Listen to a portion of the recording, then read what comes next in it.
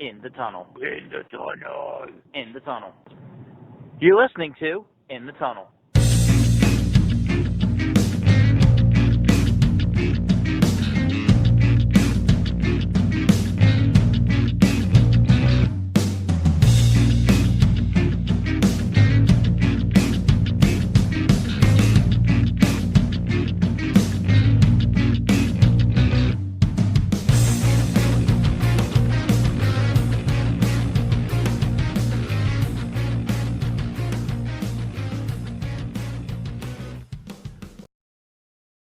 Hello and Tunnel, episode number 1.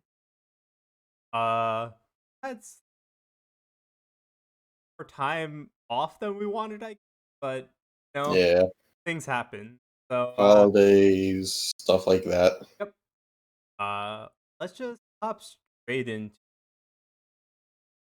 So first things first, right? What we'll talk about in the NFL. Well, at the NFL is playoffs of half the games are done. Yeah, so we know now that the Rams beat the Seahawks, and Yep. we know that the Bills have moved on against the Colts. Yep. So Then so the last game is going on while the Yep. Right now, the Buccaneers are up 10-0 on Washington, who is not dressing Alex Smith. So whoever took Washington or the Buccaneers when they were only like -6.5 probably got a steal. Because right now, live betting it would be 13.5. Actually, no, 15.5. I just checked. So yeah. Obviously the same tomorrow, otherwise Kamara couldn't play. Oh, he is coming back tomorrow. What about the whole other running back group? Are they all coming back hand and foot too, or is this like a unison kind of thing? All I know, I've only been keeping track of Kamara. I know that if the game was played today, he would, but tomorrow he is. Interesting. Kind of like when the Ravens Steelers game on that Wednesday was like, interestingly enough, like Mark Ingram would have been able to come back. And then he still didn't take the plane ride. That was weird. Anyway, yeah. So the big thing in wild card play so far, a lot of people are skeptical of the Titans because the Ravens are hot and the Titans' defense is not great.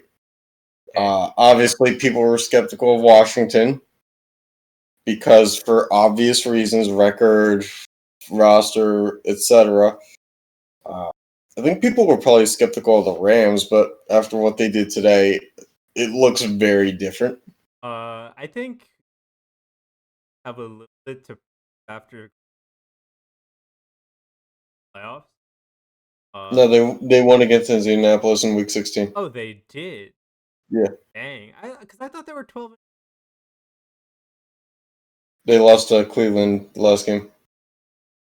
They decided, they looked at it and they were like, well, this is the only chance that they get for their stars to really have a bye week, because so even though they could have gotten the 2 seed if the Bills lost, they weren't going to get that bye week. Yeah. So a lot of their stars didn't make it, but they only lost by 2. So I guess my reaction is to what you said. I'm not sure that, there's a lot to prove, because just last week with no Ben or anything like that, so no TJ Watt, that they only lost by 2. I'm not exactly sure also what's going to look like for Cleveland. I don't know what's going on with their wide receiver Higgins and their first round pick offensive tackle Wells. They were caught drag racing in Cleveland on Monday night. What the heck? So if they're suspended for the game, that changes things, because we're already looking at a Browns team with no Odell Beckham Jr. Yeah. and that would also favor the Steelers' defense, despite it having no Bud Dupree. So, Okay, I can see that. I misremembered, and I thought the and Toronto full. well, let's also not forget the Browns head coach is not in. He has COVID, so he's not gonna be there either. So things get a little. I don't know. Like, I think that the Browns could do it. A lot of people that I've worked, a lot of people I know who I talk betting with say that they like the Browns to cover, but I told a buddy of mine like he was going to take the Steelers in a parlay minus 5.5. I was like, why would you do that? You know that the Steelers are going to do what the Steelers do. Take them at 2.5 if you're going to put them in a parlay. I mean, aside from that, make it a field goal game. Aside from that, I don't really much. I expect the same. I now looking at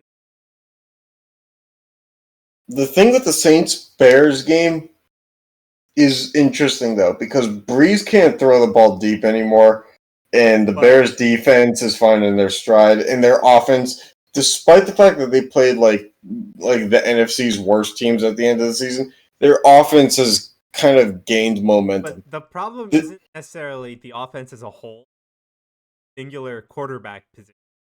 That, I mean, he's been doing good.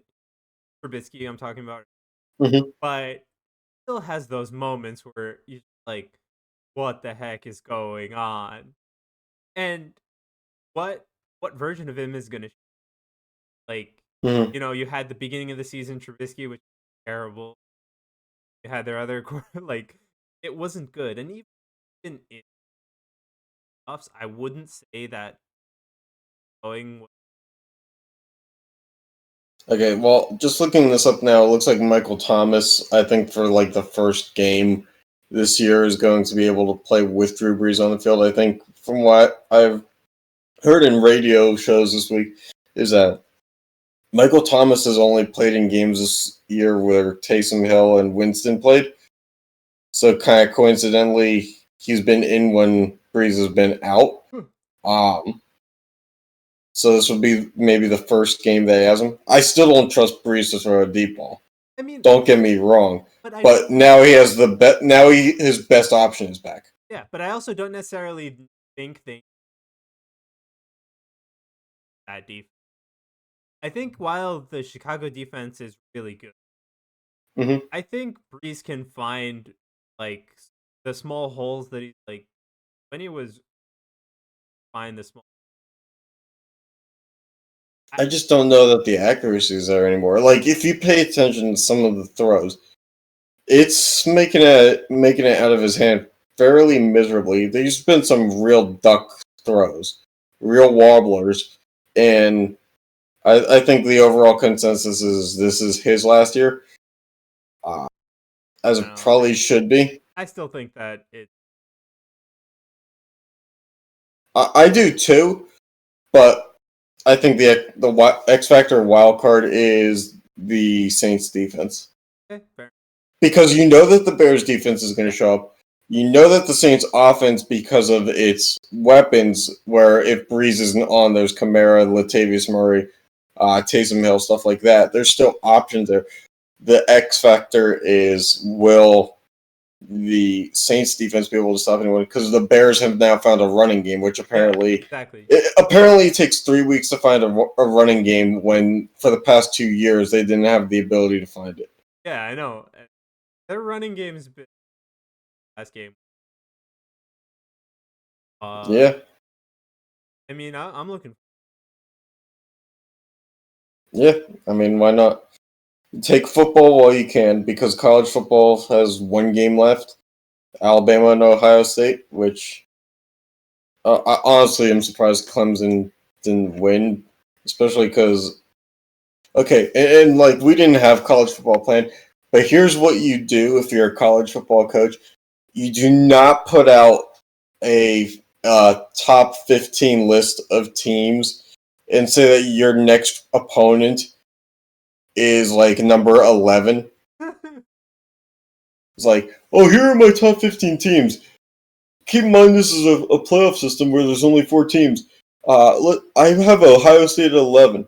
And then when like the media asks you if you want to like take back anything, double down on it and be like, no, that's where I had them ranked. It's like, well, then when you lose to the number 11 team, what does that make you?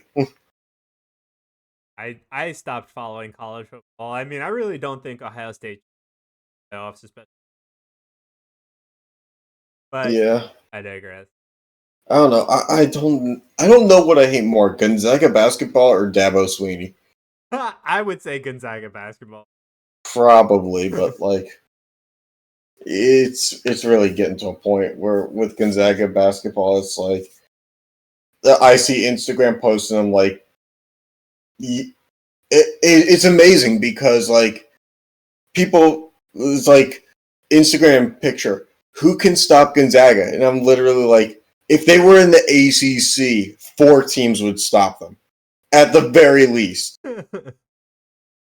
I wasn't even the person in the comment section that answered Pitt. Somebody else already beat me to the punch. So yeah, that's where I digress. All right, well, on our pretty terrible transition, we're going to the NBA. Yeah. All right, so the NBA season has started. In game. Yep. 9 to 10. As far as the Yeah. Yeah, the Lakers being the Lakers. The Sixers actually are now 8-2. They beat a team. Who did they beat today? Regardless of who they beat, they did it because of COVID protocols. They had no Ben Simmons. They had no Joel Embiid. They took the court with 7 players, and they won. Yeah, it's possible. It was done. I mean, aside from that, like, yeah, but the thing about the Nets is their record doesn't really matter right now because come the end of the season, it's like having. Speaking of transition of NFL to NBA, this will be more of a smooth transition.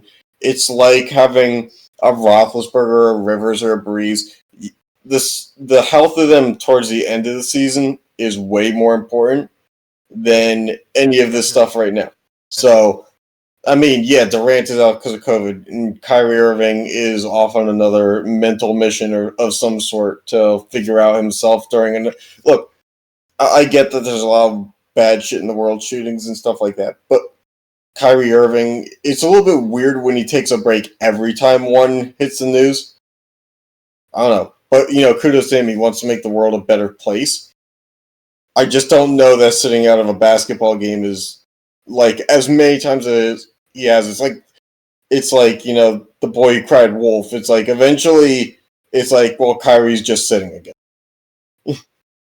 So but the Nets, they've won game, like they beat the 76ers when they had Simmons and Embiid with no Irving, with no Durant. I don't think they barely played DeAndre Jordan. They're really deep. They're really deep. So I think they'll be okay. I don't think Philadelphia is going to last in first for long. I think Boston, once they get healthier, and Milwaukee are obviously going to come shoot up the standings. Philadelphia, I don't know. How about them Suns? Look, right now they're about to be 7-3 or whatever. They're up 115, 103, fourth quarter, 3 minutes left against the Pacers right now.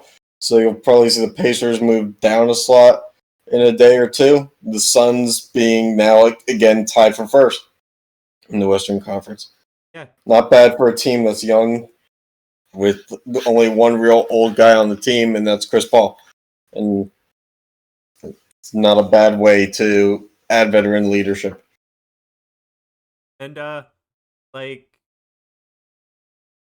the rest of the season, I'm sure, like, the season has been starting at, like, I've liked what I've only haven't like hmm It's been more interesting now, just because because of the pandemic pushing schedules back and stuff. You kind of get more involved in the sports because you just want to have them back. Like with baseball, after the strikes and everything, like baseball is like it's that it's so good to have it back, like to have something in the summer to watch yeah. kind of thing. So you watch it, but like once it becomes stale, like for you, I imagine the NBA activity is eventually going to become stale in a week or two when hockey starts. Then things become different. Yeah. I will say that betting has obviously made it much more interesting for me, but you also understand that you root for offense in today's NBA, which kind of I miss is the defensive it, NBA actually. well, you root for offense because, or not root for offense, but offense is kind of what today's NBA is. It's not as yeah.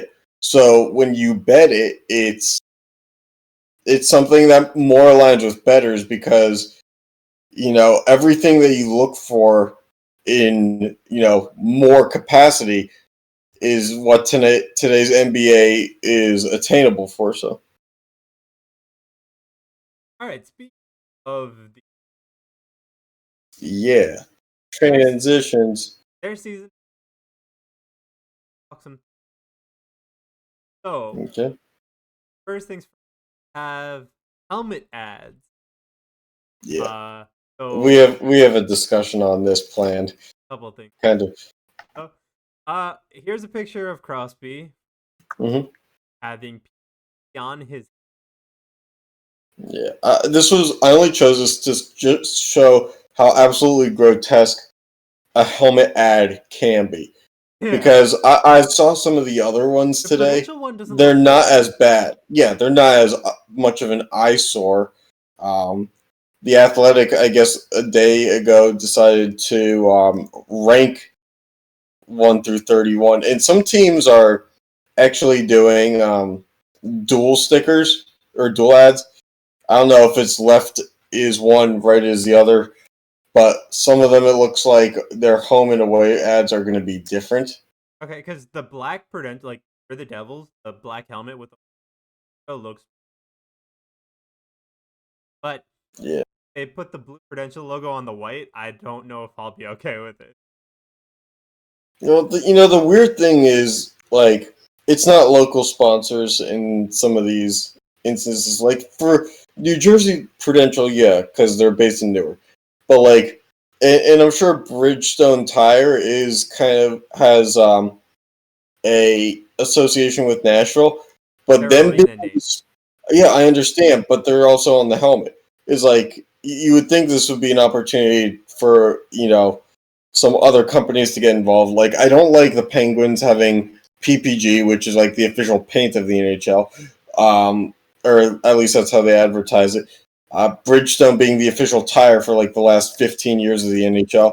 Like if you're gonna do this, you do it different. Like St. Louis Blues, Enterprise. And Enterprise is also like you have to look at the advertiser and how much revenue they 15 million.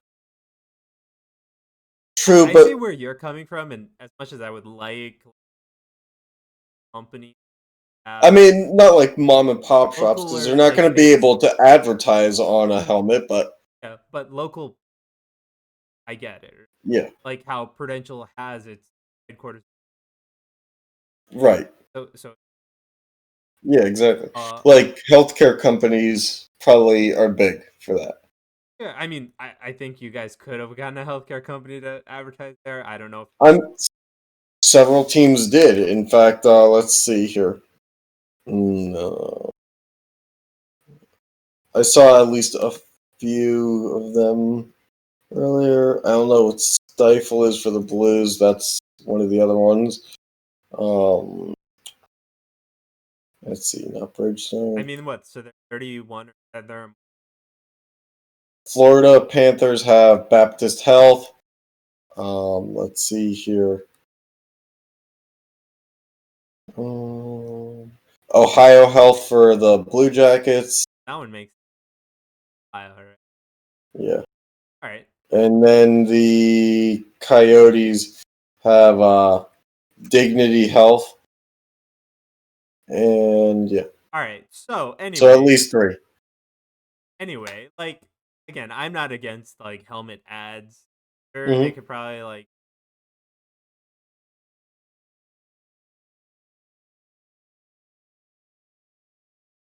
uh where we start to have a problem though, in my opinion, is the abomination that would be ads on the ice. Yeah. Well, my thing is if the NHL is going to use advertisements, and we already debated this to some extent.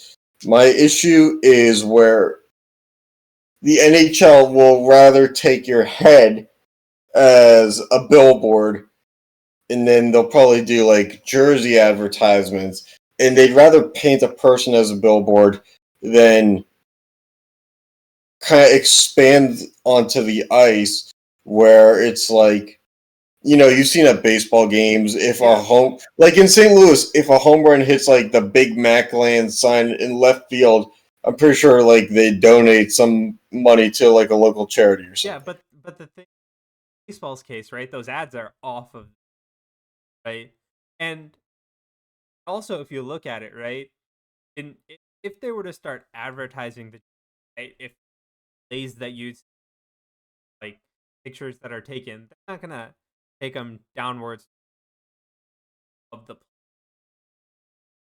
for anything advertisement. I would say that like helmet and actually, But for marketing purposes, the ice is better because you're talking national broadcasts, you're talking 18,000 plus people in the stands of a sold out game. You're talking a larger target audience but than you also are you're for a talking about jersey. looking at an abomination that is a bunch of ads on the ice. And then you So also have what? no consistency in how in a, right? Mm-hmm. And while I do think that HL arenas are I think that's for, and that is, while I do that like maybe teams should get more control over what they can enter, Mm-hmm. I do think that we let it go further, lose, if like, we're not casual, we understand, Mm-hmm. but if you start to crowd the arena enough, you're asking fans, casual, to start looking at all this stuff while trying to figure out what else. And I I, don't think I that's healthy for. I guess I don't know. For me, it's more like again, a jersey doesn't really like. Let me take a step back here. The NHL of the major sports in America, in terms of revenue streams and total revenue, brings in the least amount of money of MLB, NBA, NFL, and by like a decent amount. Like the NFL and NBA bring in billions per year. The MLB probably makes close to $1 billion per year. The NHL makes about what 200 to 300 million a year. I think it's been slightly going up every year. Yeah, slightly going We're up, due, but we're due to but get to the 500,000. right, it's slightly going up and due to get to the 500,000, but at the same time, it's still probably 250 to 300 million dollars in revenue behind a game that hasn't really changed since the 1800s. Right, but I think that this, or kind of like, populating the ice with advertisements isn't, it might be a solution, but I don't think that we should do it to such an extent that like confuse the average, So right? what is your thought then about how for the World Juniors the USA had advertisements on their jersey? So why is a national team getting advertisements on their jerseys in likelihood that they're probably not getting paid very much to be in that tournament, being that they're juniors and that they're under contract with other NHL teams as prospects. But at the same time, you know, So pros aren't getting the thing is, right? sponsorship deals like that. The thing is, right? The NHL has to okay advertisements on jerseys at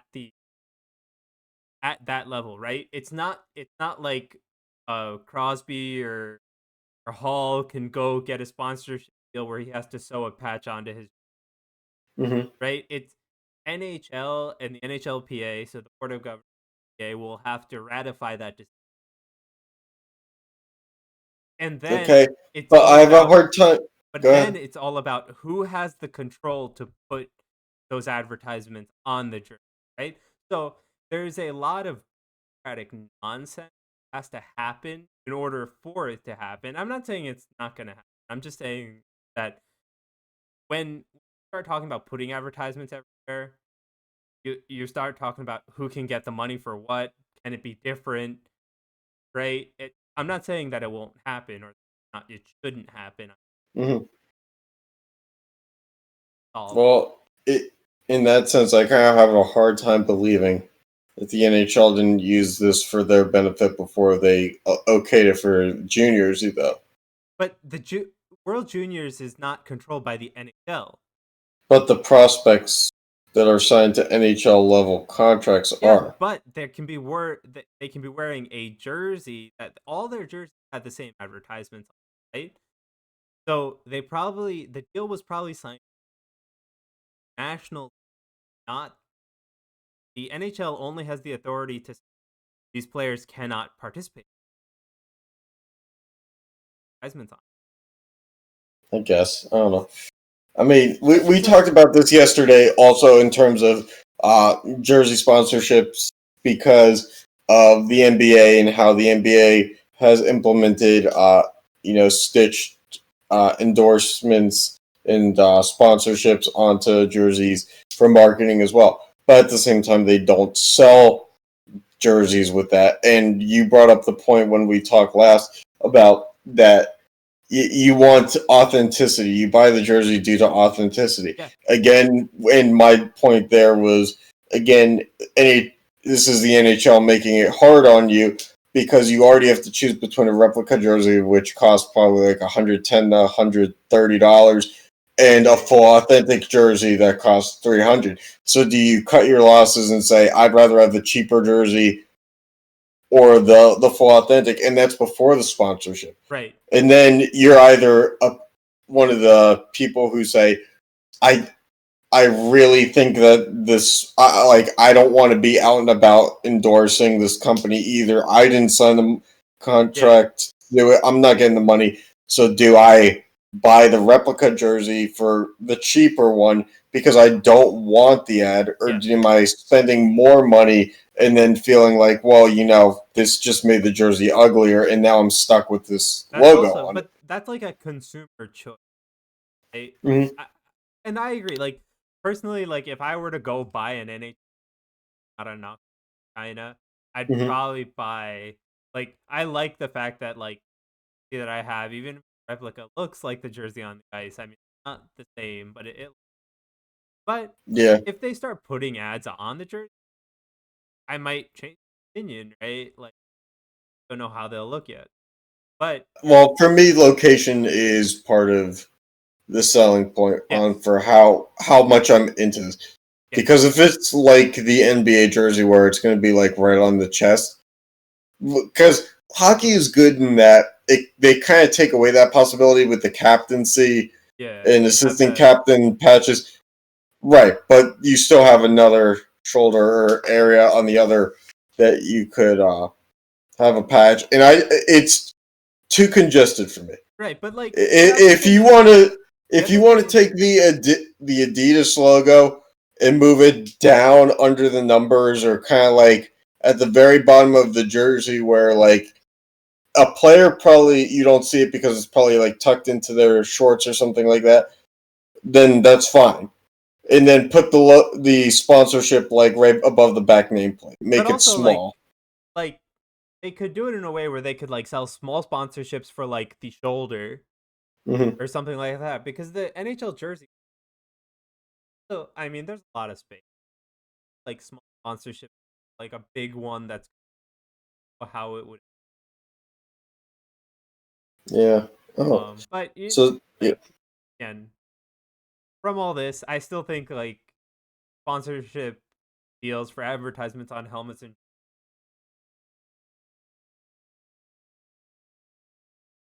Yeah, I don't know. It's weird. Uh, the NHL needs to make more money. That much is very clear. Not only to recuperate some of the money that they lost last season, also but they're gonna like the reason that the helmets have ads now is probably to recoup money that not having. mhm. Yeah, but yeah, the NHL needs to grow, and whatever that may mean, at least for a short term basis, needs to happen. Yeah. All right. So anyway, as we mentioned.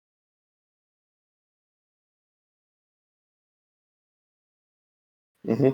So I used the Flyers schedule for the graphic on this because they by far at the start of it because I was going to use the Devils schedule, but because the Devils play a bulk of their games to start off against the Islanders, Rangers, stuff like that, Yeah. they don't get what the other 29 teams get, Yeah. which is that a lot of what we're going to see this year is you play a team twice. Well, not back to back days, but Well, they're a few days apart. Most teams are going to play 2 games per week. yeah. And so expect for a week of you're playing the same team. And so it is a shortened season with only 50 some games, so you don't have to worry about back days. But it's going to be interesting, and this is purely to limit COVID potential transmissions, exposures. We never did find out, and I guess we kind of did find out that the teams that wanted fans who were going to do like outdoor games instead, that never really amounted to anything. Plus, lawmakers weren't going to let that Yeah. happen either. I mean, don't get me wrong; it would have been great if the Penguins played all their games in the Steelers stadium. It would have been awesome to watch every game outdoors. But I'm like, even if it's outdoors, as like person, especially with the, gotta be careful. I mean, not to get away from sports too much, but in about a week, in 10 days, something like that, people aren't going to be careful. And you can probably figure out why. All right. Well, so the map of the teams that are playing, you'll notice that closest proximity Mm-hmm. Canada is uh Yep. Wild have the trek to the Sharks or side. Yeah. At least in terms of map view. Yeah. Red Wing longest. Yeah. I mean, I imagine that the Canadian teams have the longest treks, to Oh be honest well, with you. I'm only talking about the U.S. right? The Oh, the yeah. Canadian teams are full East West, right? That's gonna Yeah, but that's that that's that just a by lot of itself is landscape. long. Yeah. But Basically I like mean, going to Hawaii every day. like the three Maple Leafs, they're pretty. The only one Mm-hmm. that's kind of like that's Yeah. Yeah, because wherever they go is a stretch. yeah. But yeah, then the uh Vancouver, Calgary, and Edmonton are, I mean, that close, but it's Yeah, I'd say St. Louis is, other than with Arizona there, St. Louis is kind of in a no man's land area. Not just geographically speaking, but, if they have a California road trip, that's a little out of the way, and then going to Minnesota kind of reverses itself. if I'm not mistaken.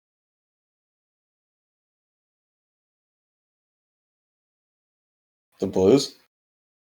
Blues are playing the Blues are on the. Oh, I'm sorry. I'm talking about Talking about Texas Avalanche.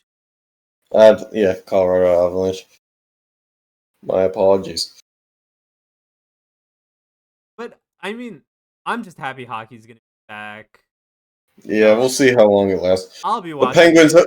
Penguins already had to cancel and shut down camp because of COVID. Can't even make it to the regular season. Corey Crawford retired for the day. Oh, who cares? Yeah, how'd you like when I texted you to do that? Congrats on Corey Crawford. You signed him this offseason, and he already retired before the regular I season. mean, it's not like Not that he was going to be the starter anyway, I know, but like right? he was like the biggest free agent signing that the Devils have had in 2 or 3 years. Yeah, Like actual signing, not acquisition through trade. yeah, but like it's whatever. He wasn't gonna be our starter, so it's Yeah, care too much. yeah, but name wise, you weren't going to like acquisition wise. Name alone for PK Subban was like the biggest move the Devils made in years. Yeah. Again, in terms of talent, it hasn't really worked out, but name wise, it was huge.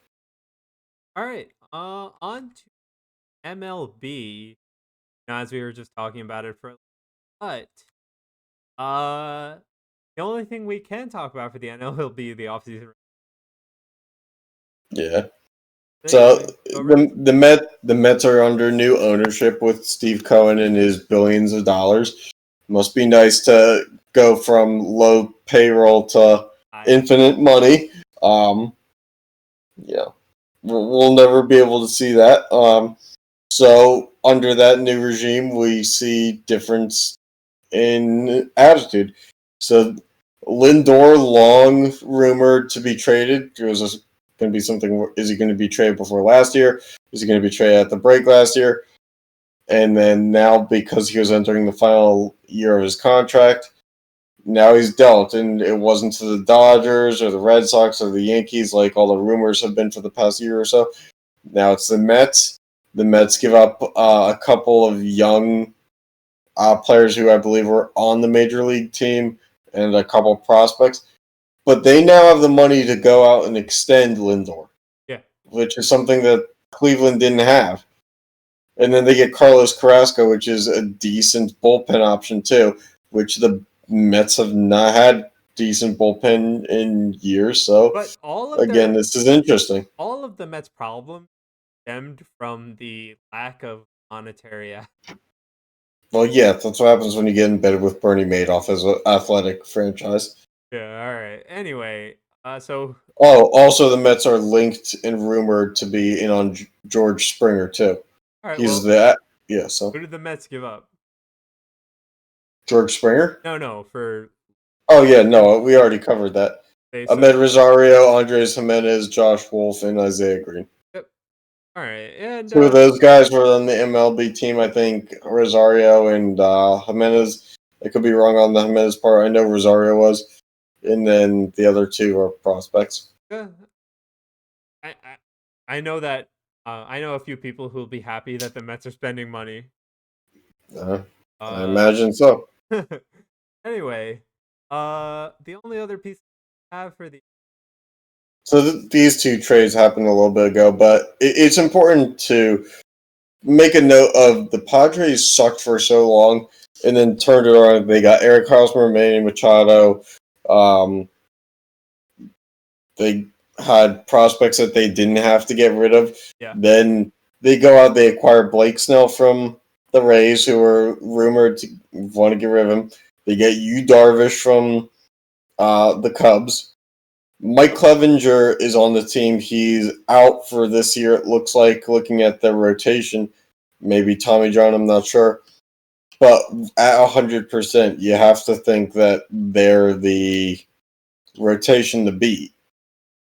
So, I mean, I don't know if they had a new ownership group come in too, but it certainly seems like they were able to go from low payroll to high fairly quickly. They turned that ship around really quick. Yeah. It'll all work out great until they can't pay Tatis a new contract. Basic. All So right. yeah, Yeah. So that's our coverage of the four major sports. Wanna I apologize for any technical difficulties, and we'll work to make sure that we don't have them next week. Right now, we're in a new apartment here. I am sitting with my feet on a stack of towels, and the light behind me is a bathroom. So things are. This was definitely the backup option. Yo. Like normally, I have the laptop on a desk, and you don't see the camera moving, but it's just in my lap today. So things are a little bit different, but they'll get fixed soon. All right. Well, catch you next.